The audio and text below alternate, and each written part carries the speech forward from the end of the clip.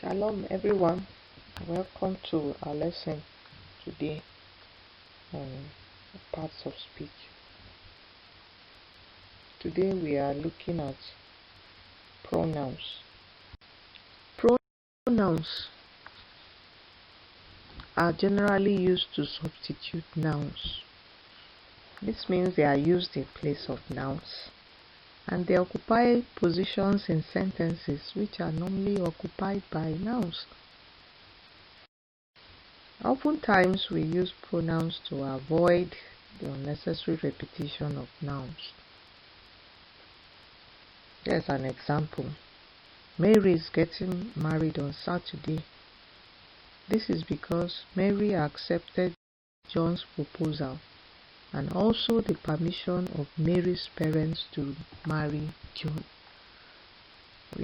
From this example, we can see the repetition of the nouns Mary and John. And this is quite unnecessary. So if we use pronouns, we will be able to avoid this unnecessary repetition. Pronouns are of several types.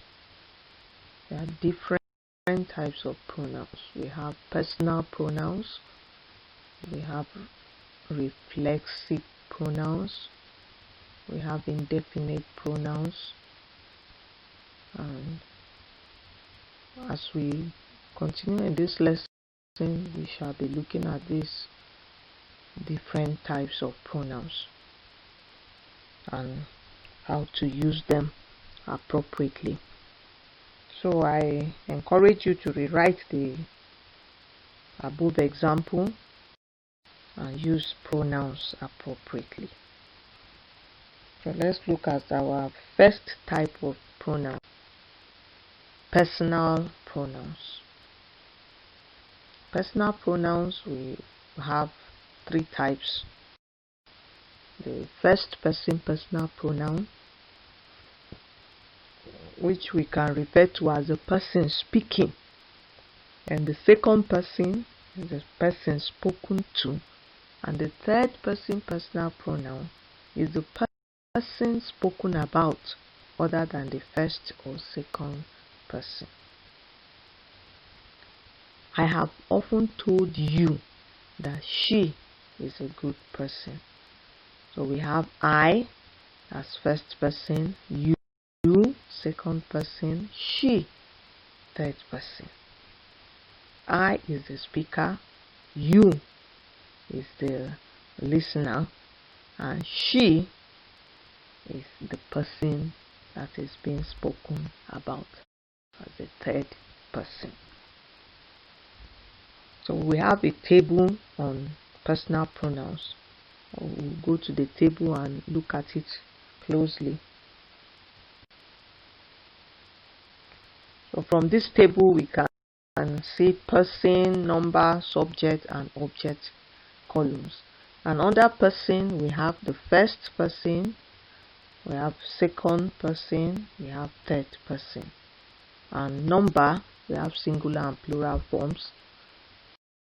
And subject, we have the subject positions for these personal pronouns and the object positions for the personal pronouns.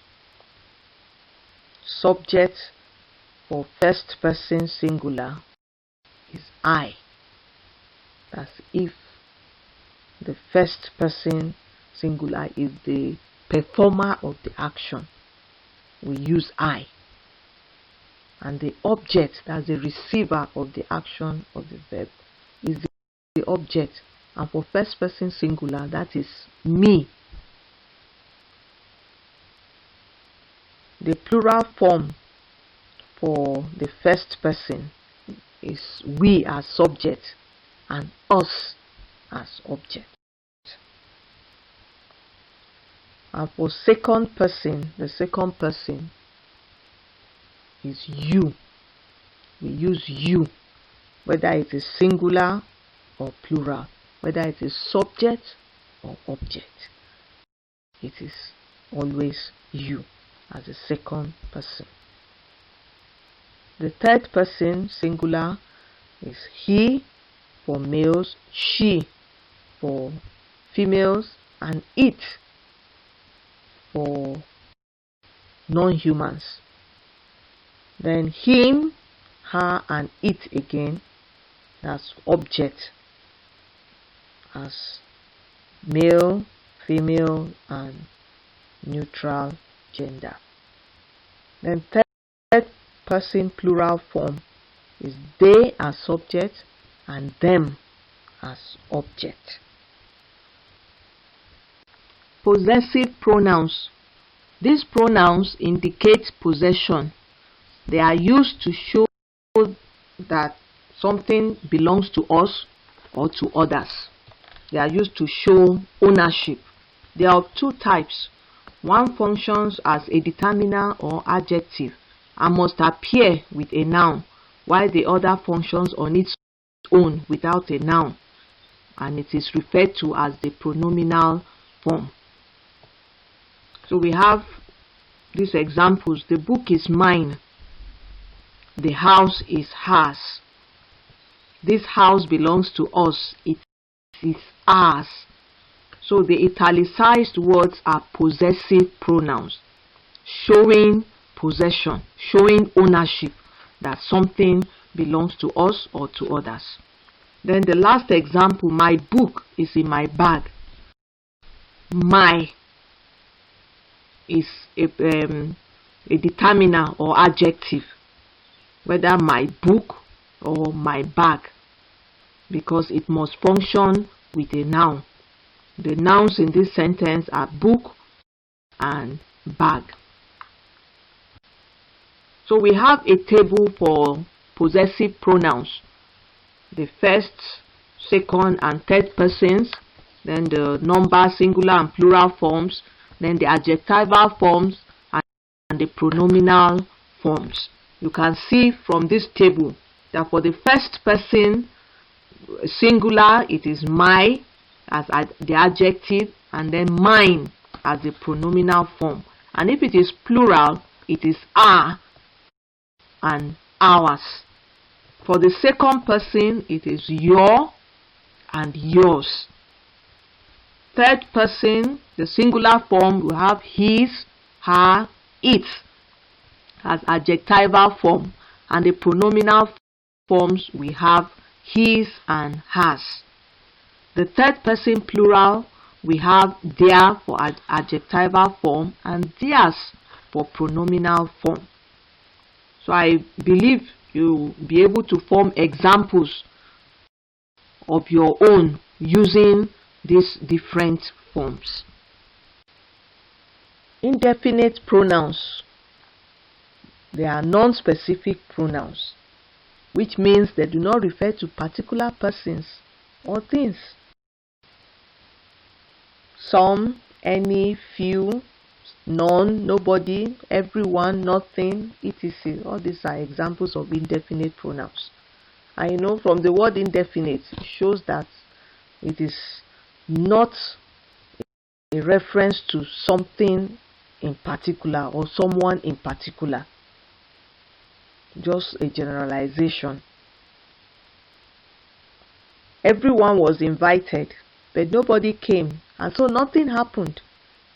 So everyone refers to nobody in particular. Nobody also refers to no one in particular. Nothing refers to nothing. So this is the work of indefinite pronouns. When you want to generalize, you can use any of the indefinite pronouns. Reflexive pronouns. They refer to the subject of the sentence and are sometimes used for emphasis. And we have the singular and plural forms of reflexive pronouns. We have the singular for the first person as myself, and the plural ourselves. Second person, yourself, yourselves. Third person, himself, herself, itself, and the plural form, themselves.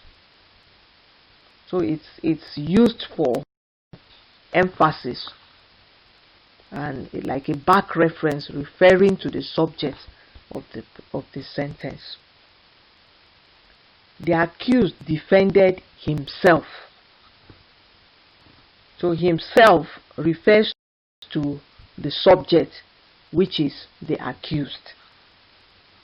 And take care of yourself. They sang to themselves until they fell asleep. So this shows the usage of reflexive pronouns. Jesse and myself were at the interview. This is a wrong usage of reflexive pronoun. You don't use it in context like this.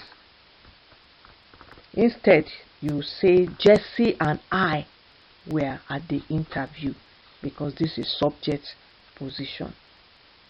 The lady gave Jesse and myself some books to carry. This is wrong, because if you remove Jesse, you can't say the lady gave myself some books to carry. No. So you replace myself with me. So it becomes the lady gave Jesse and me some books to carry.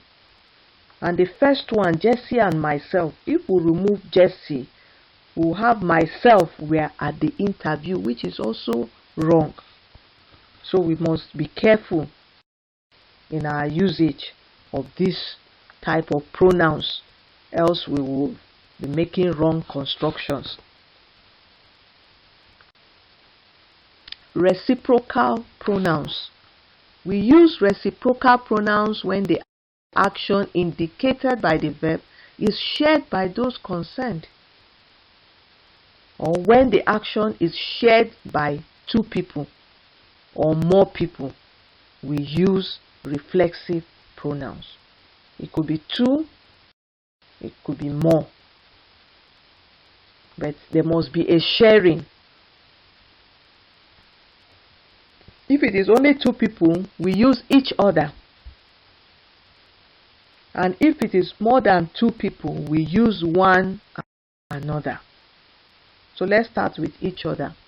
When the action is shared by two people, we use each other. Mercy and Joy laughed at each other. Mercy and Joy. This means that the laughing was shared by the two of them. Mercy laughed at Joy, and Joy laughed at Mercy. But when the action involves more than two people, the reciprocal pronoun one another is what we use. We will not use each other when there are more than two. JSS 3 girls congratulated one another when they heard that they had passed. JSS 3 girls are more than two.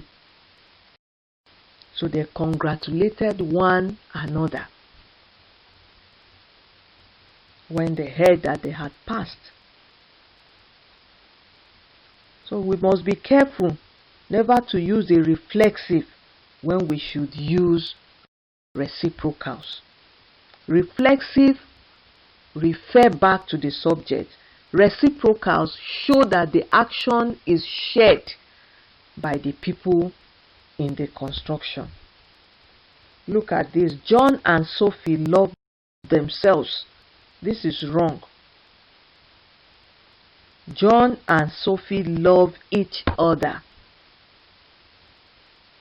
John loves Sophie, Sophie loves John. So there's a sharing. But loving themselves, that means Sophie loves herself, John loves himself.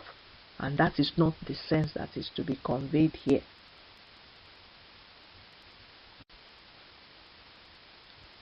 So make a sentence with each of the personal pronouns using the subject and object forms. With examples, explain the difference between reflexive and reciprocal pronouns. This practice exercise will help you to be grounded in your use of pronouns. Personal pronouns, reflexive pronouns, reciprocal pronouns, and the other pronouns we have looked at in this lesson. May God continue to keep you and your family safe in the hollow of His hands. Thank you for being part of this lesson, and God bless you.